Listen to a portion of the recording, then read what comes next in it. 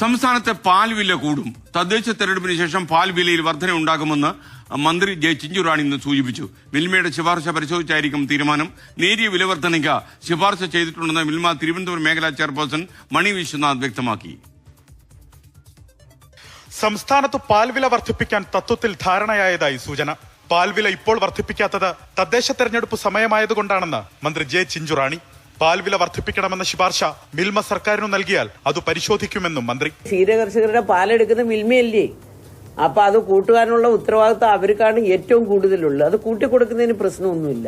ശകലം കൂട്ടണം എന്ന് പറഞ്ഞാൽ ഓവറായിട്ട് കൂട്ടാൻ പാടില്ല. നേരിയ വില വർധനയ്ക്ക് ബോർഡിനോട് ശുപാർശ ചെയ്തിട്ടുണ്ടെന്ന് മിൽമ തിരുവനന്തപുരം മേഖലാ ചെയർപേഴ്സൺ മണി വിശ്വനാഥ്. നേരിയ വില വർധന ശുപാർശ ചെയ്ത് ഫെഡറേഷനിൽ അറിയിച്ചിട്ടുണ്ട്. ഫെഡറേഷനും ഗവൺമെന്റും കൂടെ ആലോചിച്ചാണ് അടുത്ത പരിഗണനയിലേക്ക് വരുന്നത്. 2023 ഏപ്രിലിലാണ് അവസാനമായി പാൽവില വർദ്ധിപ്പിച്ചത്. അതിനുശേഷം വിവിധ ഘട്ടങ്ങളിൽ വിലവർധന ആവശ്യം ഉയർന്നിരുന്നെങ്കിലും ജനങ്ങൾക്കുമേൽ അമിതഭാരം അടിച്ചേൽപ്പിക്കേണ്ട എന്ന നിലപാടിനെ തുടർന്ന് വില കൂട്ടിയില്ല. സെപ്റ്റംബറിൽ ചേർന്ന ബോർഡ് യോഗത്തിലും വില വർദ്ധിപ്പിക്കണമെന്ന ആവശ്യമുയർന്നു. പാലും പാലുൽപ്പന്നങ്ങളും GSTയിൽ നിന്ന് ഒഴിവാക്കിയ പശ്ചാത്തലത്തിൽ ജനങ്ങളെ ബുദ്ധിമുട്ടിക്കുന്നത് ശരിയല്ല എന്ന നിലപാടിൽ പിന്മാറുകയായിരുന്നു. തദ്ദേശ തെരഞ്ഞെടുപ്പിന് ശേഷം നിയമസഭാ തെരഞ്ഞെടുപ്പ് കൂടി വരുന്ന പശ്ചാത്തലത്തിൽ നേരിയ നിരക്ക് വർധനയ്ക്കു മാത്രമാകും സർക്കാർ അംഗീകാരം നൽകുക. 24 തിരുവനന്തപുരം.